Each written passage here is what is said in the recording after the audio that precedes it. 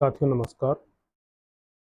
मैं देशराज अपने digital platform journey of economics में आप सभी का स्वागत करता हूं। साथियों, आज हम जर्नी ऑफ इकोनॉमिक्स एप्लीकेशन पर एक नए कोर्स की शुरुआत करने जा रहे हैं, जिसमें हम माइक्रो इकोनॉमिक्स से शुरुआत करेंगे। और आज हमारा पहला टॉपिक होगा माइक्रो इकोनॉमिक्स का अर्थशास्त्र का अर्थ और परिभाषा। जैसा कि हम कोई भी विषय पढ़ते हैं, उसमें सबसे पहले उसके अर्थ और परिभाषा के बारे में जानते हैं। इसी तरह आज हम अर्थशास्त्र का अर्थ और उसकी परिभाषा के बारे में जानेंगे। साथियों, इस कोर्स में आपको सभी वीडियो उपलब्ध करवाए जाएंगे, टॉपिक अनुसार टेस्ट होंगे और उनका सॉल्यूशन होगा। प्रीवियस ईयर क्वेश्चन उपलब्ध करवाए जाएंगे और नोट्स जो होंगे वह आपको पीडीएफ फॉर्मेट में हस्तलिखित नोट्स उपलब्ध करवाए जाएंगे। साथियों, अगर आप चाहें तो अपने खुद के नोट्स भी बना सकते हैं, या फिर आपको जो नोट्स उपलब्ध करवाए जाएंगे उनका आप प्रिंट फॉर्मेट में भी निकाल सकते हैं। तो साथियों, आज हम शुरुआत करते हैं अर्थशास्त्र का अर्थ और परिभाषा। जैसा कि आप जानते हैं, मनुष्य को अपनी आवश्यकताओं की पूर्ति करने के लिए धन की आवश्यकता होती है। धन सीमित है और आवश्यकताएं असीमित हैं। असीमित आवश्यकताओं को सीमित साधनों के माध्यम से पूरा करने की क्रिया को ही हम अर्थशास्त्र कह सकते हैं। अर्थशास्त्र में हम मानव के आर्थिक विज्ञान अर्थशास्त्र को हम मानव के आर्थिक व्यवहार के अध्ययन का विज्ञान भी कह सकते हैं। अर्थशास्त्र जो है दो शब्दों से मिलकर बना है। अर्थशास्त्र दो शब्दों से मिलकर बना है, अर्थ और शास्त्र। जहाँ पर अर्थ का मतलब होता है धन कमाने की क्रिया। अर्थ का मतलब होता है धन कमाने की क्रिया, और शास्त्र का मतलब होता है वैज्ञानिक अध्ययन।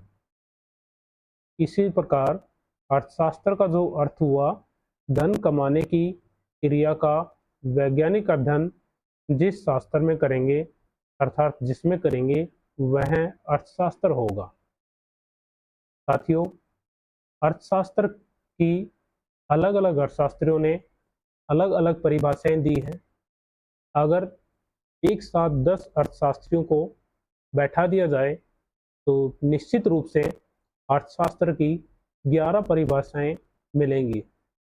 इससे हम कह सकते हैं कि अर्थशास्त्र की परिभाषाओं के संदर्भ में अर्थशास्त्री एक मत नहीं है, लेकिन फिर भी अर्थशास्त्र की परिभाषाओं को हम 5 भागों में विभाजित कर सकते हैं।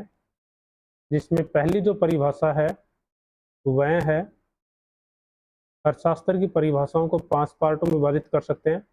पहली परिभाषा है धन संबंधी परिभाषा। धन संबंधी परिभाषा। धन संबंधी परिभाषाओं का संबंध,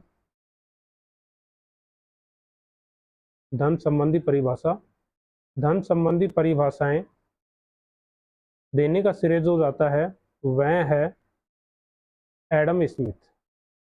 एडम स्मिथ ने धन संबंधी परिभाषाएं दी हैं, और एडम स्मिथ को अर्थशास्त्र का पिता भी कहते हैं, फादर ऑफ इकोनॉमिक्स।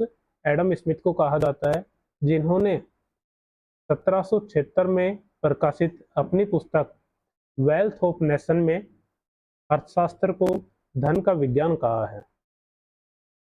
साथियों, एडम स्मिथ के समर्थक या धन संबंधी परिभाषाओं के समर्थक जो हैं वह क्लासिकल इकोनॉमिक्स हैं, जिनमें प्रमुख हैं वाकर, सीनियर, जेबीसे और जे.एस. मिल। लेकिन कुछ अर्थशास्त्रियों ने यह कहकर इसकी आलोचना की है कि अर्थशास्त्र को धन संबंधी परिभाषाओं में कुबेर पंथ बताया है या फिर दुखदायी विज्ञान बताया है, यह कहकर कार्लाइल, रस्किन, मोरिन जैसे अर्थशास्त्रियों ने इसकी आलोचना की है। और इसी को ध्यान में रखते हुए अल्फ्रेड मार्शल ने अगली जो परिभाषाएं दी हैं वह परिभाषा दी है कल्याण आधारित परिभाषा या कल्याण संबंधी परिभाषा। कल्याण आधारित परिभाषा देने का श्रेय जो जाता है वह है professor Alfred Marshall. Professor Alfred Marshall कहते हैं कि धन केवल साधन है, साध्य तो मनुष्य का कल्याण है। प्रोफेसर मार्शल ने अपनी पुस्तक जो 1890 में प्रकाशित हुई प्रिंसिपल ऑफ इकोनॉमिक्स अर्थशास्त्र के सिद्धांत में मानव के भौतिक कल्याण की बात की है। मार्शल मानव के भौतिक कल्याण की बात करते हैं, अभौतिक कल्याण की कोई चर्चा नहीं करते हैं। इन्होंने मनुष्य को मानव कल्याण को प्रधान बताया है जबकि धन को गौण बताया है। मार्शल के जो समर्थक हैं उनमें प्रमुख जो समर्थक हैं वह है पिगू, कैनन और बेवरिज, लेकिन इसके आलोचक हैं वह हैं कल्याण आधारित परिभाषाओं की आलोचना प्रोफेसर लॉर्ड लियोनिन रॉबिन्स ने की है। और लॉर्ड लियोनिन रॉबिन्स ने अपनी जो अगली परिभाषा दी है दुर्लभता या सीमितता संबंधी परिभाषा दी है, जिसमें अर्थशास्त्र की जो तीसरी परिभाषा आती है वह आती है सीमितता आधारित या सीमितता संबंधी परिभाषा। प्रोफेसर लॉर्ड लियोनिन रॉबिन्स ने दी है। इन्होंने 1932 में यह अपनी पुस्तक an essay on the nature and significance of economic science में बताया कि अर्थशास्त्र में साधन दुर्लभ हैं, साधन सीमित हैं, लेकिन मनुष्य की आवश्यकताएं असीमित हैं। असीमित आवश्यकताओं को सीमित साधनों के माध्यम से उनकी वैकल्पिक प्रयोग करते हुए अधिकतम संतुष्टि को प्राप्त किया जा सकता है। इस प्रकार इन्होंने सीमितता संबंधी परिभाषा या दुर्लभता आधारित परिभाषाएं दी। सीमितता या दुर्लभता संबंधी परिभाषाओं के आलोचक हैं डार्विन, फ्रेजर और एली, लेकिन इनके जो समर्थक हैं वह है प्रोफेसर ए.के. दास गुप्ता इनके समर्थक हैं। अगली जो परिभाषा आती है सैमुअल्सन ने दी है विकास आधारित परिभाषा। विकास आधारित परिभाषाओं को आधुनिक परिभाषा भी कहते हैं, जो प्रोफेसर सैमुअल्सन ने 1964 में दी है। प्रोफेसर सैमुअल्सन अपनी परिभाषाओं में अल्फ्रेड मार्शल की कल्याण आधारित परिभाषा और रॉबिन्स की दुर्लभता आधारित परिभाषाओं को सम्मिलित करते हैं। सैमुअल्सन ने अर्थशास्त्र को आर्थिक क्रियाओं का गत्यात्मक विश्लेषण बताया है। इसी तरह अगली जो पांचवी परिभाषा है वह है आवश्यकता विहीनता संबंधी परिभाषा। आवश्यकता विहीनता संबंधी परिभाषा और आवश्यकता विहीनता संबंधी परिभाषा देने का जो श्रेय है वह जाता है professor JK. Mehta. Professor JK. Mehta ने 1957 में आवश्यकता विहीनता संबंधी परिभाषा दी है। इन्होंने बताया कि मनुष्य को अर्थशास्त्र अपनी आवश्यकताओं को कम करने की स्थिति में प्रदान करता है। और professor JK. Mehta Allahabad university के अर्थशास्त्र विभाग के एचओडी भी रहे हैं। साथियों, प्रोफेसर जे.के. मेहता गांधी जी के विचारों से प्रभावित थे। इस प्रकार हमने अर्थशास्त्र से संबंधित 5 प्रमुख परिभाषाएं या परिभाषाओं के 5 प्रमुख पार्ट पढ़े हैं। अब हम इनको पीपीटी या स्लाइड के माध्यम से इनका दोबारा से एक बार रिवीजन करेंगे साथियों, यहाँ पर जो आपको पीपीटी उपलब्ध करवाई गई है उसका विश्लेषण आपको बता दिया है। अब एक बार इनका अध्ययन करेंगे और अब हम अर्थशास्त्र का अर्थ और परिभाषाएं पीपीटी के माध्यम से पढ़ेंगे। अर्थशास्त्र वह विज्ञान है या वह शास्त्र है जिसमें मनुष्य के उन कार्यों का अध्ययन किया जाता है जिन्हें वे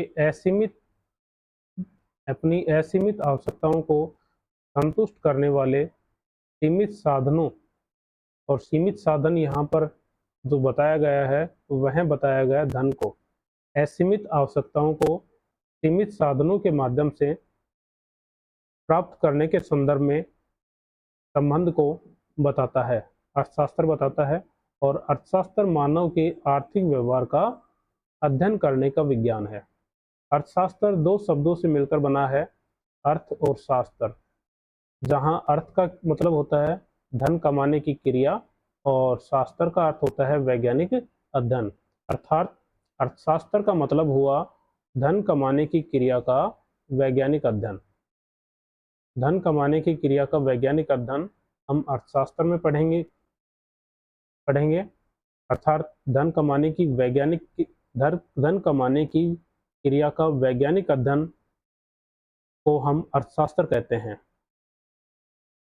अर्थशास्त्र की परिभाषाओं को 5 भागों में विभाजित किया गया है, जिनमें पहली परिभाषा है धन संबंधी परिभाषा, जिसका संबंध एडम स्मिथ से है।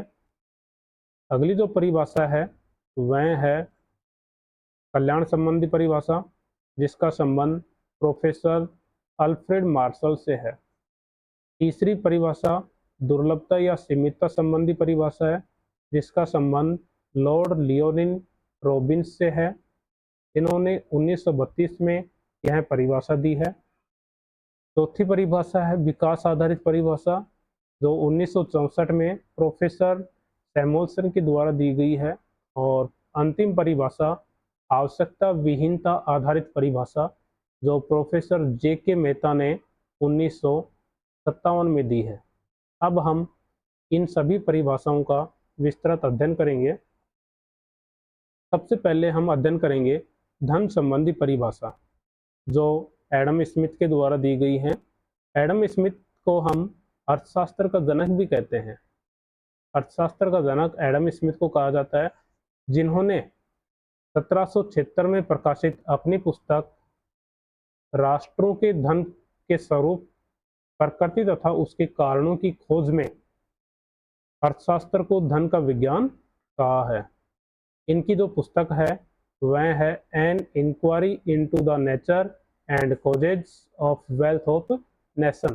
शॉर्ट में इसकी पुस्तक को वेल्थ ऑफ नेशन के नाम से जाना जाता है।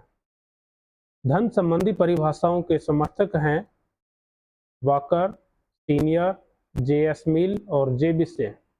इसके आलोचक हैं कार्लाइल, रस्किन, मोरिस।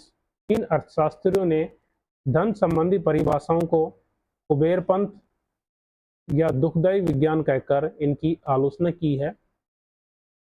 इनकी आलोचना के पश्चात अगली जो परिभाषाएं आई हैं वह है कल्याण आधारित परिभाषा, और कल्याण आधारित परिभाषाएं देने का श्रेय है अल्फ्रेड मार्शल ने। अल्फ्रेड मार्शल ने अपनी पुस्तक जो 1890 में प्रकाशित हुई, प्रिंसिपल ऑफ इकोनॉमिक्स, अर्थशास्त्र के सिद्धांत में मानव के आर्थिक कल्याण पर बल दिया है। प्रोफेसर मार्शल ने बताया कि धन तो केवल साधन है और मनुष्य का कल्याण साध्य है। धन साधन इसलिए है, धन के उपभोग व उपयोग से मनुष्य के आर्थिक कल्याण में वृद्धि होती है। अतः धन या साधन की तुलना में मनुष्य का कल्याण अधिक महत्वपूर्ण है। मार्शल के अनुसार जो धन है साधन के रूप में प्रयोग किया है, मनुष्य के कल्याण साध्य के रूप में प्रयोग किया है, तो धन की तुलना में मनुष्य का कल्याण अधिक महत्वपूर्ण है। मार्शल के अनुसार मनुष्य के स्थान प्रधान बताया है और धन का स्थान गौण बताया है। मार्शल ने अर्थशास्त्र के अध्ययन में मनुष्य के भौतिक कल्याण की बात की है। यहाँ से सीधा प्रश्न बन सकता है कि मार्शल ने अर्थशास्त्र के अध्ययन में भौतिक कल्याण की चर्चा की है, अभौतिक कल्याण की चर्चा की है, दोनों की चर्चा की है, या फिर उपरोक्त में से कोई नहीं। तो इसका आंसर जो होगा, भौतिक कल्याण की चर्चा की है। धन संबंधी परिभाषाओं के जो समर्थक हैं वह है पीगू, कैनन और प्रोफेसर बेवरिज, और इनकी आलोचना करने का जो श्रेय जाता है वह लॉर्ड लियोनिन रॉबिन्स को जाता है। लॉर्ड लियोनिन रॉबिन्स इनकी कल्याण संबंधी परिभाषाओं की आलोचना करते हैं, और इन्होंने अपनी जो परिभाषा दी है वह है दुर्लभता या सीमितता संबंधी परिभाषाएं, जिनको देने का श्रेय जाता है रॉबिन्स को।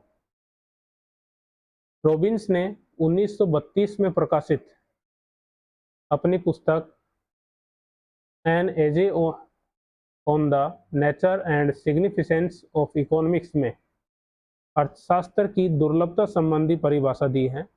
रॉबिन्स के अनुसार अर्थशास्त्र वह विज्ञान है जो विभिन्न उपयोगों वाले सीमित साधनों तथा उद्देश्यों के संबंध रखने वाले मानवीय व्यवहार का अध्ययन करता है। रॉबिन्स के अनुसार अर्थशास्त्र वह विज्ञान है जो अनेक उपयोगों वाले सीमित साधन, अर्थात सीमित साधन जिनका हम वैकल्पिक उपयोग कर सकते हैं, तथा उद्देश्य से संबंध रखने वाले मानवीय व्यवहार का अध्ययन करता है। मानवीय व्यवहार में असीमित आवश्यकताएं होती हैं, असीमित इच्छाएं होती हैं, जो सीमित साधनों के माध्यम से जिनके अनेक या वैकल्पिक प्रयोग करते हुए हम अर्थशास्त्र में इनका अध्ययन करते हैं। रॉबिन्स ने अर्थशास्त्र को असीमित आवश्यकताओं को पूरा करने वाले सीमित साधन जिनके वैकल्पिक उपयोग होते हैं, अर्थात वैकल्पिक उपयोग के चुनाव का अध्ययन बताया है। अर्थशास्त्र को साधनों के वैकल्पिक प्रयोग का या वैकल्पिक उपयोग के चुनाव का अध्ययन प्रोफेसर रॉबिन्स ने बताया है। दुर्लभता संबंधी परिभाषाओं के समर्थक हैं ए.के. दास गुप्ता, जबकि इनके आलोचक डार्विन, फ्रेजर और एली हैं। नेक्स्ट जो परिभाषाएं आती हैं वह है विकास आधारित परिभाषाएं। विकास आधारित परिभाषा प्रोफेसर सैमुअल्सन ने 1964 में दी है। विकास आधारित परिभाषाओं को आधुनिक परिभाषा भी कहते हैं। सैमुअल्सन ने अर्थशास्त्र को विकास से संबंधित बताया है। सैमुअल्सन आर्थिक क्रियाओं के गत्यात्मक विश्लेषण पक्ष पर जोर देते हैं। सैमुअल्सन अपनी विकास आधारित परिभाषाओं में मार्शल और रॉबिन्स दोनों की परिभाषाओं को शामिल किया गया है। इस तरह अर्थशास्त्र की वर्तमान में प्रचलित 5 परिभाषाओं का हमने अध्ययन किया। अब नेक्स्ट जो है, इन सभी के सामूहिक रूप से हम कह सकते हैं, अगली जो परिभाषा है, 5वीं परिभाषा जो बीच में छूट गई है, वह है आवश्यकता विहीनता संबंधी परिभाषा। आवश्यकता विहीनता संबंधी परिभाषाओं का संबंध प्रोफेसर जे.के. मेहता से है, जो 1957 में दी गई है। जे.के. मेहता अर्थशास्त्र को एक व्यक्ति में आवश्यकताओं की विहीनता की स्थिति को प्राप्त करने में मदद करने वाला अध्ययन बताया है। प्रोफेसर मेहता ने एक व्यक्ति में आवश्यकताओं की विहीनता, कमी की स्थिति को प्राप्त करने में मदद करने का अध्ययन बताया है। अर्थात इनके अनुसार अर्थशास्त्र मनुष्य की आवश्यकताओं को कम करता है, और प्रोफेसर जे.के. मेहता गांधी जी के विचारों से प्रभावित थे। इनका संबंध इलाहाबाद यूनिवर्सिटी से है। ये इलाहाबाद यूनिवर्सिटी के अर्थशास्त्र विभाग के एचओडी भी रहे हैं। इस तरह से अर्थशास्त्र जो है वह अर्थशास्त्र मानव व्यवहार का विज्ञान है। इसमें आवश्यकताएं असीमित बताई गई हैं और साधन सीमित बताए हैं, जिनका अनेक उपयोग संभव हैं। अर्थशास्त्र में असीमित आवश्यकताओं को सीमित साधनों के माध्यम से वैकल्पिक प्रयोग करते हुए या वैकल्पिक प्रयोग में इनका चयन करते हुए एक उपभोक्ता अधिकतम संतुष्टि को प्राप्त करना चाहता है, एक उत्पादनकर्ता अधिकतम उत्पादन या विकास करना चाहेगा और एक देश या एक राज्य असीमित आवश्यकताओं को सीमित साधनों के वैकल्पिक उपयोग का चयन करते हुए अधिकतम मानव कल्याण को प्राप्त करना चाहेगा। साथियों, आज हमारी जो पहली क्लास है इसमें हमने अर्थशास्त्र का अर्थ और परिभाषाओं के संदर्भ में अच्छे से अध्ययन किया है। साथियों, इन सभी को अगर आप अपने हाथ से नोट्स बनाकर लिखते हैं, इम्पोर्टेंट लाइन को अंडरलाइन करते हैं या हाईलाइट करते हैं, तो निश्चित रूप से आपके एग्ज़ाम में सफलता के चांस बहुत ज़्यादा बढ़ जाते हैं। धन्यवाद।